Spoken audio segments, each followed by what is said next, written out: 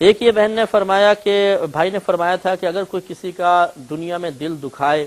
جبکہ یہ شخص اس کے لیے رات رات بھر دعائیں کر رہا ہے، اس کو پیار دے رہا ہے، محبت دے رہا ہے، اور وہ دل دکھایا جا رہا ہے، تو اس دل دکھانے والے کا کیا ہوگا؟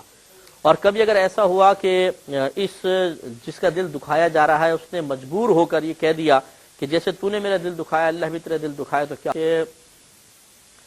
دیکھیں مسئلہ یہ ہے کہ اللہ تبارک و تعالیٰ کی رضا کی خاطر ہمیں دوسرے کے ساتھ اچھا رویہ ہی رکھنا چاہیے۔